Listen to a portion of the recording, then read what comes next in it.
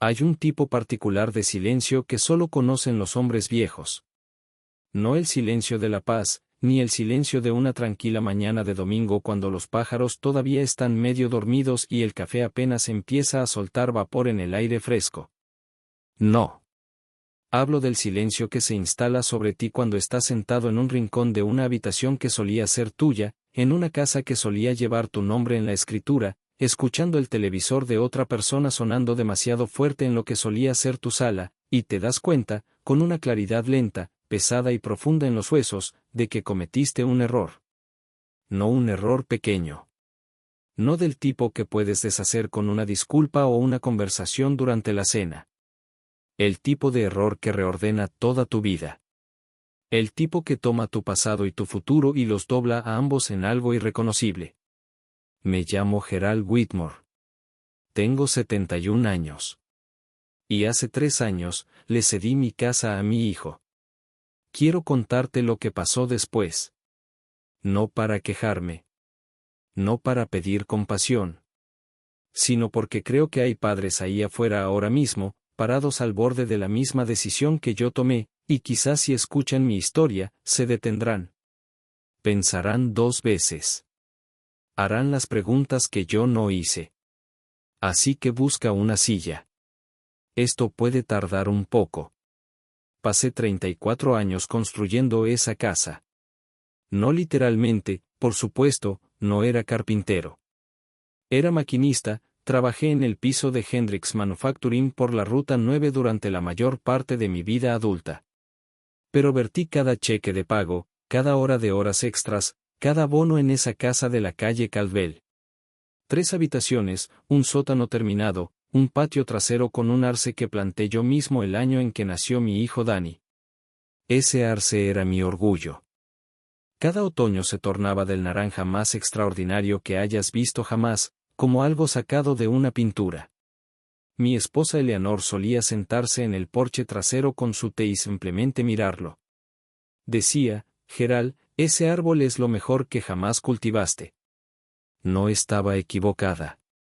Eleanor falleció hace 8 años. Cáncer de mama.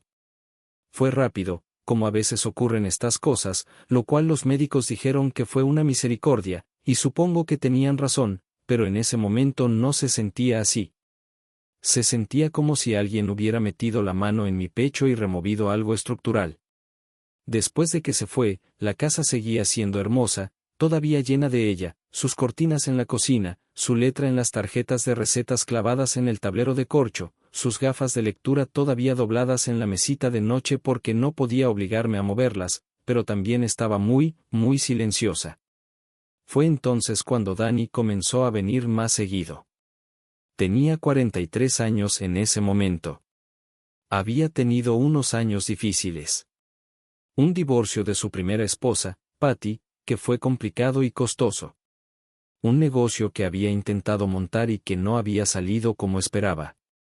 Alquilaba un apartamento al otro lado de la ciudad y podía ver, cada vez que venía a visitar, que algo en él estaba desgastado. Como un buen zapato que ha caminado demasiadas millas por los caminos equivocados. Lo sentía. Era mi hijo. Nunca dejas de verlos como tu hijo, sin importar cuánto envejezcan. Se sentaba en mi mesa de cocina y tomábamos café y hablábamos, y a veces miraba la casa con una expresión que no sabía bien cómo leer. No era codicia, quiero ser claro en eso. No creo que fuera codicia, al menos no en ese entonces. Era más bien añoranza. Como la de un hombre que alguna vez tuvo algo bueno y lo perdió y estaba intentando encontrar el camino de regreso. Nunca me lo pidió directamente. Le doy ese crédito. Fui yo quien lo trajo a colación. Recuerdo la mañana exacta. Era febrero, frío y gris, y acababa de volver del médico donde me habían dicho que mi presión sanguínea estaba subiendo y necesitaba reducir el estrés, quizás considerar una vivienda más pequeña. Tenía 68 años. La casa tenía una caldera que necesitaba reemplazo, un techo que estaba a unos 5 años de dar problemas, y un patio trasero que apenas podía mantener desde que mis rodillas habían comenzado a quejarse en serio.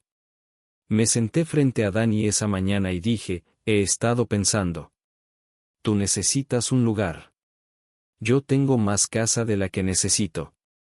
Quizás deberíamos hablar. Su rostro, nunca olvidaré su rostro.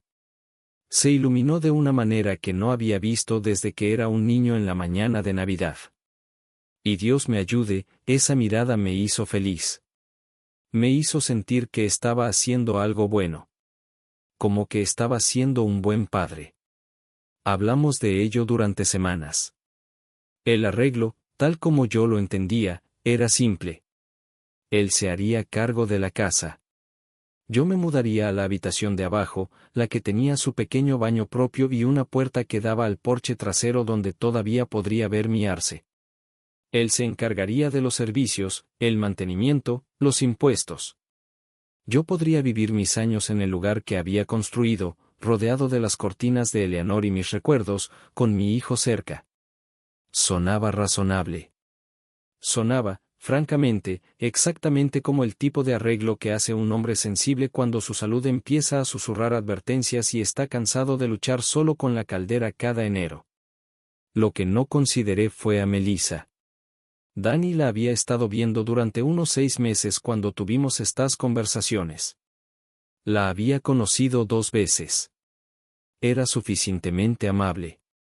Más joven que él, unos 12 años, trabajaba en bienes raíces, tenía una risa que podías escuchar desde la habitación de al lado. No tenía sentimientos fuertes hacia ella en ningún sentido. No era Eleanor, pero entonces nadie iba a ser nunca Eleanor, así que había hecho las paces con el hecho de que mi hijo tendría su propia vida, su propio amor, cualquier forma que tomara. Firmé la escritura el jueves en marzo. Dani me estrechó la mano en la oficina del abogado y sus ojos estaban húmedos, lo cual hizo que mis ojos también se humedecieran, y pensé, esto está bien. Esto es lo que haces por tus hijos.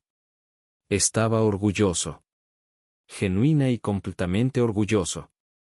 Para junio, Melissa se había mudado.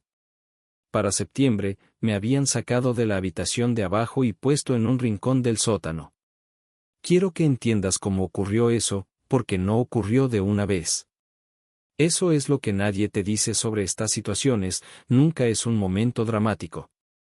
Es una serie de pequeños momentos, cada uno apenas razonable, cada uno apenas explicable, hilados juntos hasta que un día miras hacia arriba y te das cuenta de que estás en algún lugar al que nunca tuviste intención de llegar. Empezó con la habitación de abajo. Melissa quería usarla como oficina en casa. Trabajaba desde casa 3 días a la semana y necesitaba espacio para tomar llamadas, dijo. Dani vino a mí con la expresión avergonzada que estaba empezando a reconocer, la que significaba que ya le había prometido algo a ella y ahora estaba trabajando hacia atrás para encontrar mi acuerdo. Papá, es solo temporal, dijo. Solo mientras ella se instala. Está el cuarto de huéspedes arriba. Así que me mudé arriba. El cuarto de huéspedes estaba bien. Un poco pequeño, pero bien. Luego la hija de Melissa, tenía una chica de 14 años llamada Brooke de su primer matrimonio, empezó a quedarse los fines de semana. Brooke necesitaba el cuarto de huéspedes, dijo Dani. Necesitaba su propio espacio, una adolescente necesitaba privacidad. ¿Podría quedarme quizás en el sótano? Solo los fines de semana. Era un sótano terminado, me recordó. Tenía un baño. Yo mismo había puesto ese baño hace 20 años. Conocía cada tubería en él. Solo los fines de semana, dije. Por supuesto, dijo él.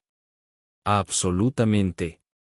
Quisiera decirte que volví arriba los lunes, pero no quiero mentirte. Una vez que las cosas están en el sótano, se quedan en el sótano. Mis trajes. Mis libros. Las tarjetas de recetas de Eleanor, me las llevé conmigo, no iba a dejarlas atrás. Mi rincón del sótano tenía una pequeña ventana a nivel del suelo que, si me paraba en el lugar exacto, podía ver la mitad inferior de mi arce. Eso era algo, al menos. Eso seguía siendo algo. La cama que me dieron era un catre plegable, del tipo que compras en una tienda de artículos deportivos para acampar. Tenía un colchón delgado y un armazón de metal que crujía cada vez que me daba vuelta. Tenía 70 años, durmiendo en un catre en mi propio sótano, en mi propia casa, y me decía cada noche: Gerald, esto es temporal. Esto se va a resolver. Los hombres se dicen muchas cosas en la oscuridad. La situación de la cocina vino después. Melissa era una mujer particular con su cocina. Lo entendía, Eleanor también había sido particular con su cocina.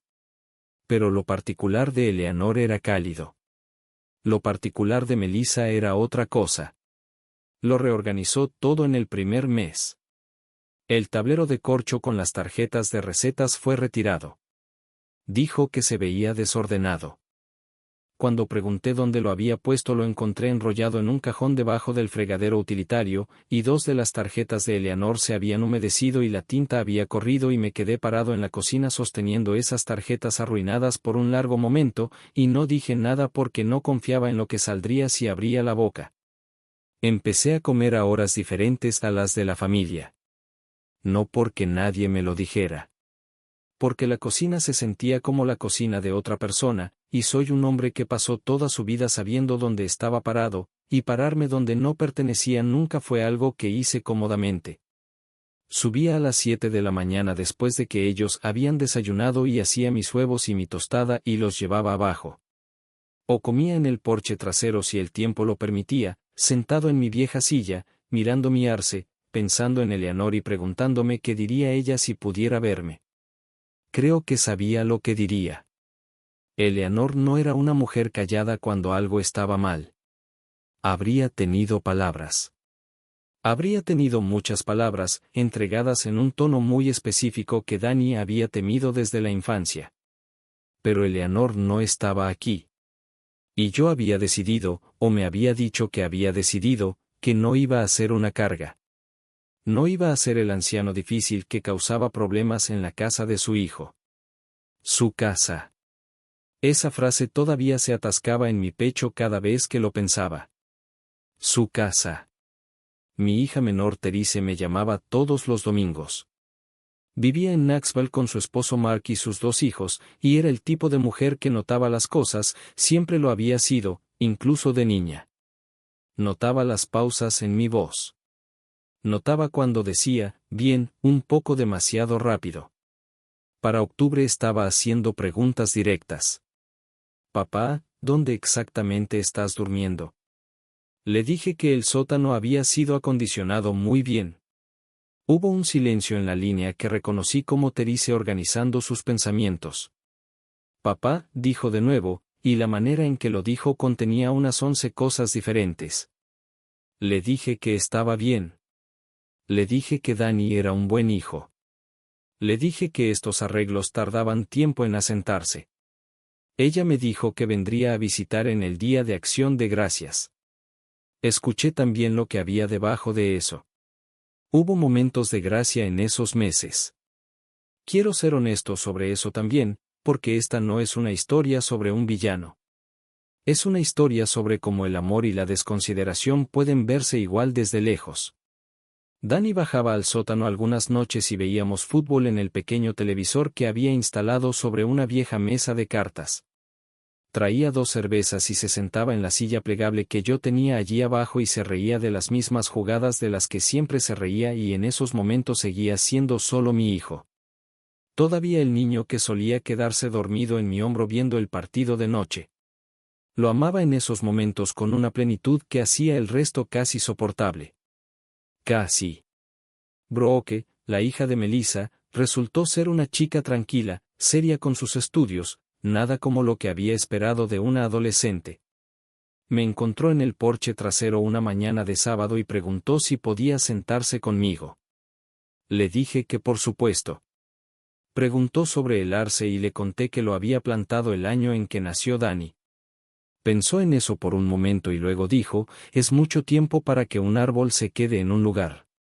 La miré y dije, es mucho tiempo para que cualquier cosa se quede en un lugar. Asintió como si entendiera más de lo que debería entender una chica de 14 años. Nos sentamos juntos por un rato, viendo caer las últimas hojas, y pensé, bueno. Las personas son complicadas.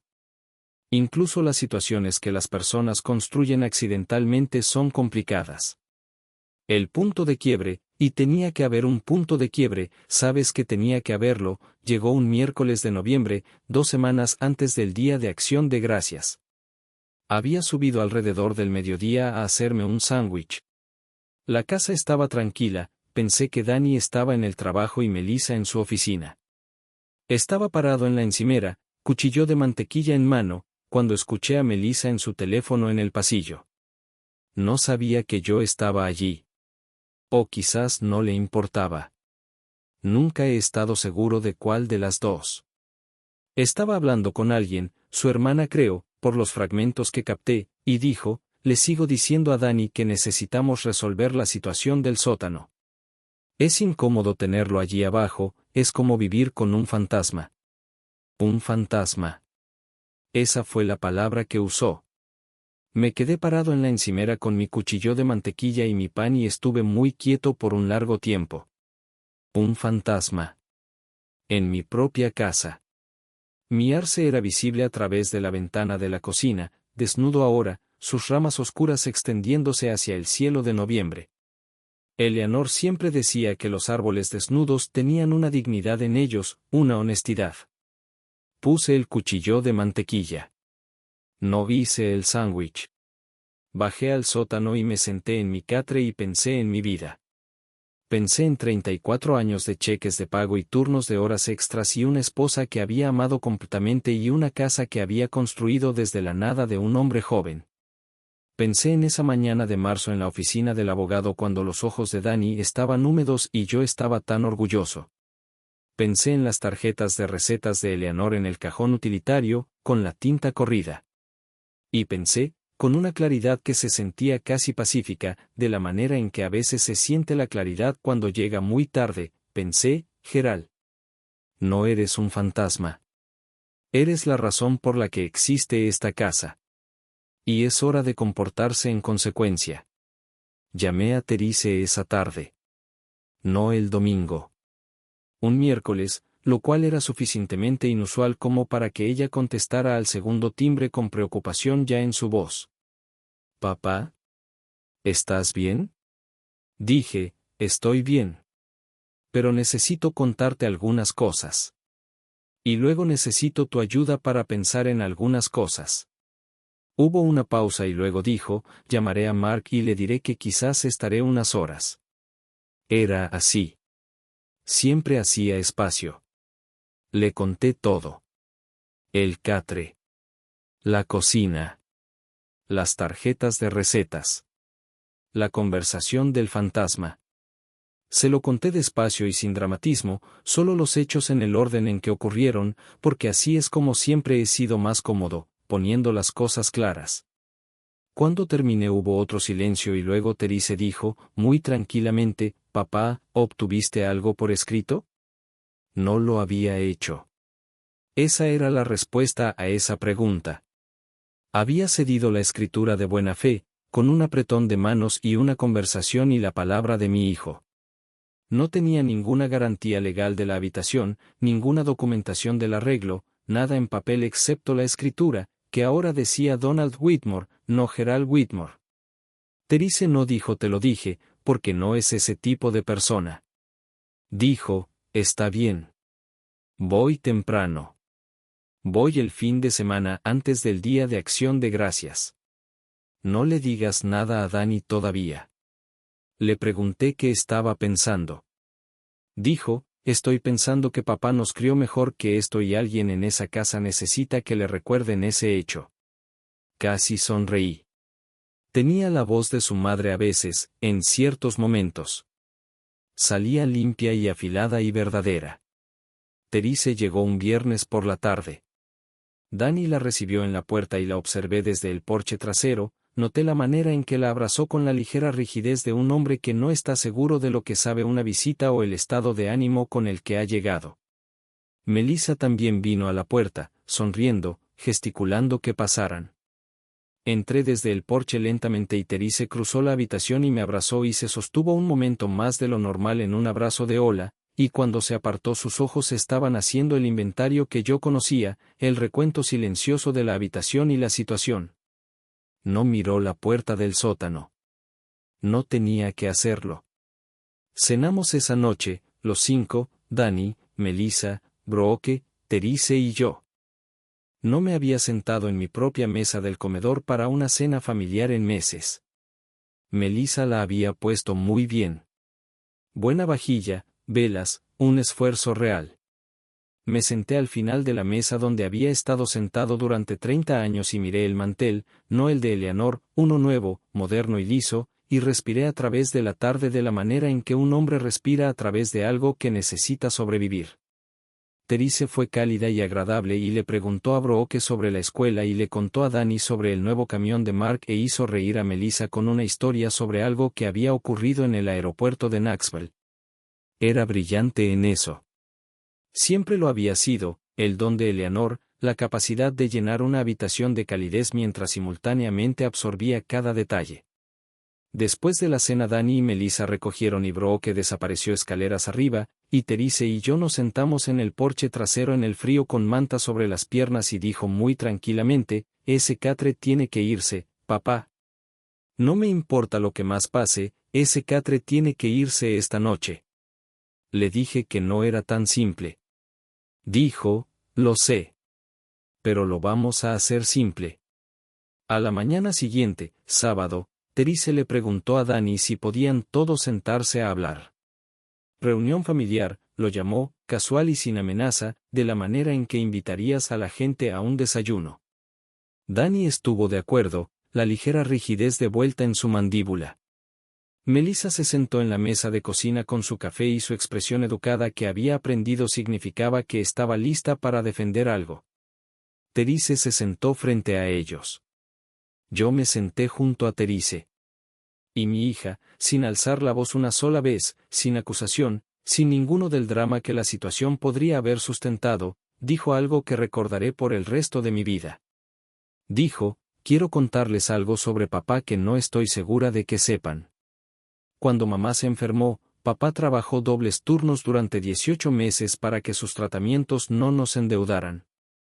Nunca nos lo dijo cuando éramos niños. Me enteré por su antiguo jefe, años después, un hombre llamado Phil Strickland que trabajaba en el piso con él. Phil me dijo que nunca había visto a un hombre trabajar así. Dijo que tu papá nunca se quejó, ni una vez, ni una sola mañana. Hizo una pausa. Dani se había quedado muy quieto. Melissa estaba mirando su taza de café. Él plantó ese arce en el patio trasero el año en que nació Dani, continuó Therese. ¿Lo sabías, Melissa? Lo plantó él mismo, cavó el hoyo él mismo, lo regó cada semana durante 3 años hasta que fue lo suficientemente fuerte para mantenerse solo. Ese árbol está en su año 40. Otra pausa. Papá tiene 71 años, y construyó esta casa, no las paredes, sino todo lo que la hizo un hogar, durante toda una vida. La cedió a Dani porque ese es el tipo de hombre que es. Y ahora mismo está durmiendo en un catre en el sótano. No lo dijo con calor. Lo dijo de la manera en que se declara un hecho que no puede rebatirse. La habitación estaba silenciosa. El refrigerador zumbaba. Dani miró la mesa. Luego me miró a mí, y lo vi viéndome, realmente viéndome, no el arreglo, no la complicación, no el fantasma en el sótano, sino a mí. Su padre. El hombre que trabajó dobles turnos en la oscuridad. Sus ojos estaban húmedos de nuevo, como lo habían estado en la oficina del abogado, pero era un tipo diferente de humedad. Era el tipo que viene de reconocer algo que deberías haber estado viendo todo el tiempo. Fue Melissa quien habló primero, lo que me sorprendió. Dijo, Dani, no sabía lo de los dobles turnos. Él dijo, yo tampoco. Ella dijo, necesitamos arreglar esto. Así de simple. No sé si lo dijo porque estaba avergonzada, o porque realmente la había conmovido, O alguna combinación de ambas cosas que la gente siente cuando la han pillado comportándose peor de lo que pensaba que se estaba comportando. No importa del todo. Lo dijo, y Danny dijo que sí, y para esa tarde el catre había desaparecido y Danny estaba sacando cajas del dormitorio de la planta baja que solía ser mío y Brooke, esa chica tranquila y seria, ayudó a cargar mis libros escaleras arriba sin que se lo pidieran. Puso la lata de recetas de Eleanor en la mesita de noche donde pudiera verla. No dije mucho. Me paré en el umbral de la habitación y miré mi pequeño baño con sus tuberías que conocía de memoria y la ventana que daba al porche trasero y a mi arce, desnudo y digno en el frío de noviembre. Pensé en Eleanor. Pensé en Phil Strickland en el piso de la fábrica, quien aparentemente contó mi historia mejor de lo que yo mismo la había contado jamás. Pensé en Therese en esa mesa, la voz de su madre, la precisión de su madre. Algunas cosas se heredan. Algunas cosas se transmiten y no disminuyen en la transmisión. Ese día de acción de gracias fue diferente. No perfecto, nada es perfecto, y soy demasiado viejo para esperarlo. Pero diferente. Me senté en la cabecera de la mesa. Danny me puso allí. Apartó la silla y gesticuló y no había nada teatral en ello, ningún gran anuncio, solo un silencioso enderezamiento de algo que había estado inclinado. Brooke me preguntó antes de la cena si le enseñaría a hacer mi relleno de pan de maíz, la receta de Eleanor, y le dije que con mucho gusto.